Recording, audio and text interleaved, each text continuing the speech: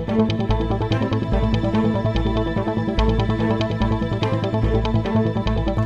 देख रहे हैं शाह अलर्ट न्यूज। उत्तर प्रदेश सरकार में भाजपा के मंत्री मुजफ्फरनगर के विधायक कपिल देव अग्रवाल से शाह अलर्ट के चीफ एडिटर अरशद राणा ने की आम जनता के मुद्दों पर खास चर्चा। जहां कपिल देव अग्रवाल ने अवैध रूप से प्रॉपर्टी पर कब्जा करने वाले डीलरों पर शिकंजा कसने की बात कही, वहीं किसानों के ट्रैक्टर की अवधि पर बोलते हुए उन्होंने कहा कि ये अवधि 10 साल से हटाकर किलोमीटर पर भी की जा सकती थी। वहीं देश को गौरवान्वित करने वाले चंद्रयान 3 की सॉफ्ट लैंडिंग पर मंत्री कपिल देव अग्रवाल ने पूरे देश को बधाई दी।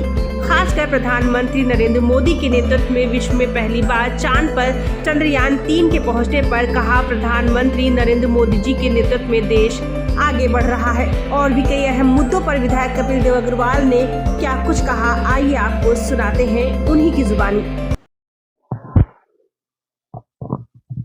हमारे साथ मुजफ्फरनगर के लोकप्रिय विधायक और मंत्री कपिल देव अग्रवाल जी मौजूद है शाह अलर्ट में चर्चा के लिए।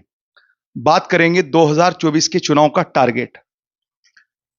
2024 में मुजफ्फरनगर में पार्टी की तरफ से कौन रहेगा प्रत्याशी और किस तरह देख रहे हैं चुनाव को, मंत्री कपिल देव अग्रवाल जी।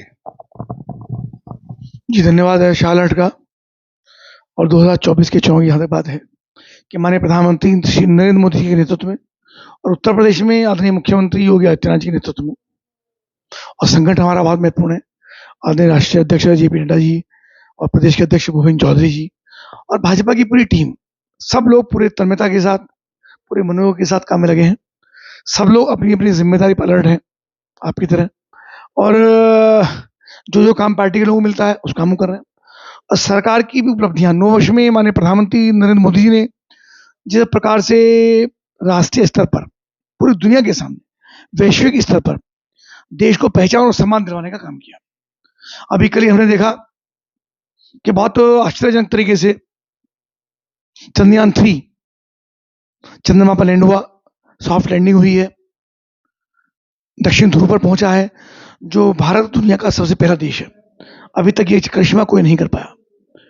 तो ये निश्चित रूप से वैज्ञानिकों का काम है, लेकिन प्रधानमंत्री की मोटिवेशन, उनका आशीर्वाद, उनका स्नेह, उनका पीछे से पीठ थपथपाना, गाइड करना, हर चीज पे टॉपिक पे डिस्कशन करना, ये बड़ा काम हुआ है। इसके अलावा पूरी दुनिया के सामने भारत की जय जयकार है। अभी अफ्रीका में माननीय प्रधानमंत्री हैं, पूरी दुनिया के देश आज भारत से अपनी दोस्ती और मित्रता करना चाहते हैं। हमारे साथ सामरिक संबंध हमारे बहुत अच्छे हैं, व्यवसायिक संबंध हमारे बहुत अच्छे हैं, और मोदी जी आज कंधे से कंधा मिलाकर के काम करते हैं या आंखों में आंखें डाल के बात करते हैं। एक समय था जब हमको आंखें झुका के बात करनी पड़ती, आज हम सीना तान करके आंखों में आंखें डाल के बात करते हैं। भारत का शानदार गौरव बढ़ा है। ये चीजें देश के अंदर इंफ्रास्ट्रक्चर, देश की आंतरिक सुरक्षा, देश की बाह्य सुरक्षा, धारा 370 का हटना, देश के सैनिकों का सम्मान और देश की सैनिक सुरक्षा, सब दीपावली अपने घर में मनाते हैं। प्रधानमंत्री देश की सीमा पर जाकर के देश के नौजवानों के साथ दीपावली मनाते हैं।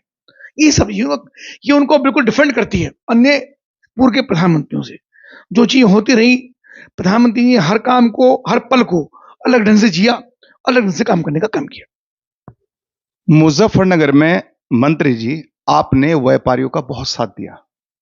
एचडी मार्केट प्रकरण आया था, आपने व्यापारियों के साथ आगे बढ़कर, क्योंकि व्यापारी का एक बहुत बड़ा जत्था भाजपा से बिलोंग करता है, और दूसरी बात यह है कि आप पहले से व्यापारियों के बीच में रहे हैं, लेकिन जहां एक तरफ व्यापारियों का साथ दिया गया, वहीं अभी 2 दिन पहले आपने न्यूज़ देखी होगी, प्रॉपर्टी डीलरों ने माननीय केंद्र मंत्री संजू बालियान जी के यहाँ पर धरना भी दिया और मांगे भी रखी, लेकिन उनकी कोई सुनवाई नहीं हो पाई। विषय थोड़ा अलग है। अवैध प्लॉटिंग का एक विषय बड़ा गंभीर है, बड़ा संवेदनशील है। जो गरीब आदमी की क्षमता नहीं होती कि बहुत बड़ी सोसाइटी में जाकर के वो प्लॉटिंग खरीद ले, ये बात भी सही है। जिनको मकान बनाने की इच्छा हो तो सस्ता ढूंढता है, सस्ता मिलता उन लोगों के पास जिनके पास अवैध प्लॉटिंग है, एक पक्ष है।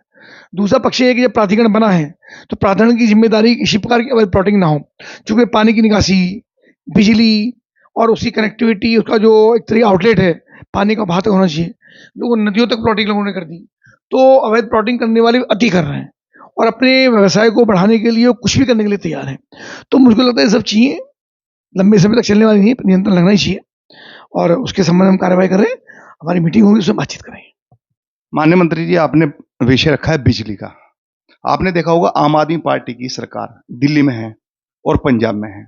दिल्ली में भी बिजली मुफ्त दी जा रही है और पंजाब में भी एक हद तक, लेकिन उत्तर प्रदेश में कंज्यूमर के ऊपर बड़ी मार पड़ रही है बिजली महंगाई की, जबकि उत्तर प्रदेश एक ऐसा इलाका है जहां पर बिजली बनती है और दिल्ली वालों को बिजली खरीदनी पड़ती है। ऐसा क्यों है? नहीं, दिल्ली में क्या होता है, ये जो एक प्रकार का रेवड़ी बांटने का काम है, ये ठीक नहीं है। उत्तर प्रदेश के मैं बड़ा प्रसन्नतापूर्वक ये बात कहूंगा कि माननीय मुख्यमंत्री योगी आदित्यनाथ की सरकार में 1 पैसा भी बिजली का 6 वर्षों के अंदर नहीं बढ़ा। ये बड़ी बात है। वरना गत वर्षों के अंदर, गत सालों में हर साल, हर दूसरे साल बिजली की दरें बढ़ती थी, वहीं पर स्टिल है।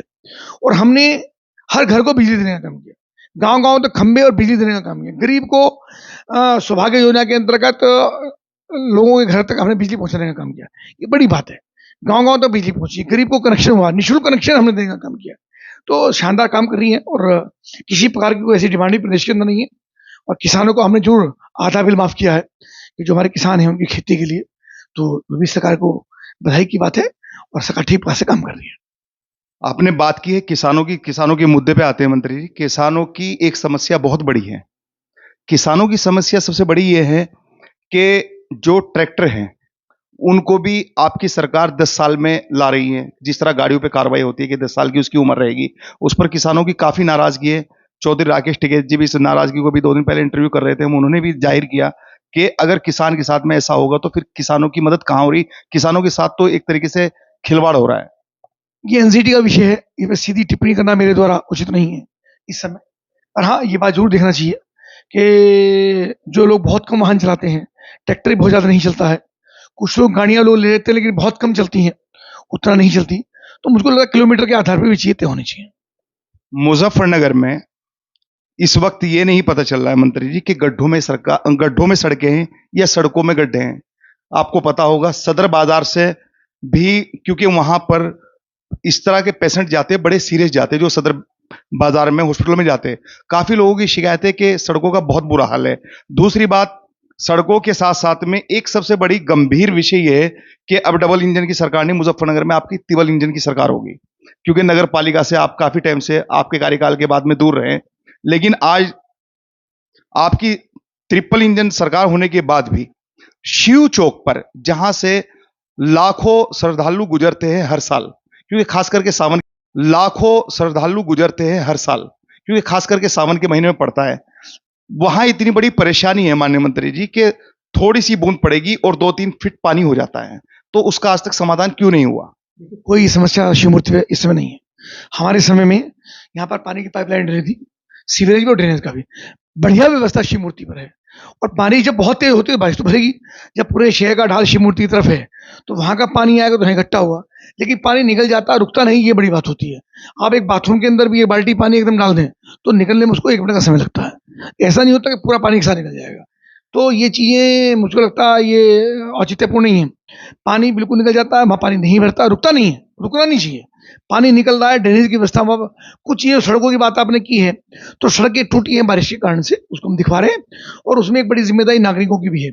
सबने अपने अपने रैंप ऊपर कर लिए, सड़कों का ढाल, सड़क नीचे, रैंप ऊपर। तो जो ऊपर की तरफ होगा तो सड़कों का पानी, घरों का पानी सड़क पर आता है, वाहन चलते हैं तो सड़कें टूटती हैं। तो हमारी जिम्मेदारी ये भी है कि सड़क का ढाल नाली की तरफ हो, जिसके कारण से पानी निकल सके। तो ये भी हम थोड़ा दिखा रहे हैं प्रशासनिक अधिकारियों को बोल करके कि ढाल उनका ठीक प्रकार से हो और जो सड़कें बनी टूटी हैं उनको बनवाने का हमारा। एक और बहुत बड़ी समस्या है मंत्री जी, सरवट साइड में एक बड़ी रोड निकलती है रुड़की रोड की तरफ, वहां पर शमशान घाट है, लेकिन उसमें बहुत परेशानी होती है। उसकी स्वीकृति हुई और सड़क जल्दी उसका टेंडर होने वाला है। हमारे साथ मंत्री कपिल देव अग्रवाल जी ने बड़ी बेबाकी के साथ बात रखी, लेकिन एक मुद्दा अभी और रह गया। बात करते हैं 2024 से प्रत्याशी कौन होगा मुजफ्फरनगर पे, क्योंकि मुजफ्फरनगर आपके लिए सबसे अहम है पूरे देश में, ऐसा माना जाता है। सभी सीटें हमारे लिए अहम है। मेरे लिए मुजफ्फरनगर अहम है चूंकि मैं यहाँ से विधायक हूँ, मंत्री हूँ उत्तर प्रदेश में। इसी को जीतना हमारे लिए चुनौती है, हम जीतेंगे। पर कौन प्रत्याशी होगा ये मेरे द्वारा उचित नहीं है टिप्पणी करना। अनुशासन पार्टी की एक संचालन समिति है, हमारा एक बोर्ड है जो बैठेगा, मीटिंग तय करेगा, उसके बाद ही प्रत्याशी घोषणा होती है। अभी कोई इसकी चर्चा अभी हुई भी नहीं है, जब वक्त आएगा इसकी घोषणा होगी। अच्छा मंत्री जी, एक सवाल और याद आया मेरे कि नूह मेवात में जो हुआ, पहले से ही बिट्टू बजरंगी द्वारा कहा गया था कि दामाद आ रहा है, दूसरी तरफ से यह था कि स्वागत हो रहा है। तो सरकार है वहां पे इंटेलिजेंस क्या कर रही थी जो 3 दिन पहले से इतना अल्टीमेटम दोनों तरफ से चल रहा था, कार्रवाई क्यों नहीं हो पाई वक्त रहते हुए? देखिए, घटना वहां की दुर्भाग्यपूर्ण है, चाहे बिट्टू बजरंगी हो या कोई और हो। सभी को अनुशासन में रहना, सभी को सामाजिक दृष्टि से ठीक प्रकार से रहना, किसी प्रकार की अनुशासनहीनता या समाज में विद्वेष पैदा करने का काम ना हो। और जिस वर्ग ने किया होगा उसको वहां का शासन, वहां का प्रशासन उसको देख रहा है, और जिन लोगों ने अपराध किया है उन पर कार्रवाई हो रही है। मंत्री जी, जो पहले से 3 दिन पहले से ये सारी जबान जोरी शुरू हो गई, कंट्रोल क्यों नहीं हुआ? मैं बता रहा हूं, जिन पे अनुशासनहीनता की है उन पर कार्रवाई हो रही है, शासन उस पर देख रहा है, उनकी जिम्मेदारी भी ठीक प्रकार से उन सब पर कार्रवाई हो रही है। मणिपुर पे क्या कहेंगे? हो गया, उनको बहुत पुराना विषय हो गया, शांति व्यवस्था वहां पे कायम हुई है, सरकार अपना काम कर रही है। मंत्री कपिल देव अग्रवाल जी ने मुजफ्फरनगर से बड़ी बेबाकी के साथ शाहलट में चर्चा के दौरान अपनी बातें रखी और मुजफ्फरनगर के लिए साफ संदेश भी दिया है कि मुजफ्फरनगर की लोकसभा चुनौती भरी तो जरूर है, लेकिन इसे भी हम स्वीकार करेंगे क्योंकि संगठन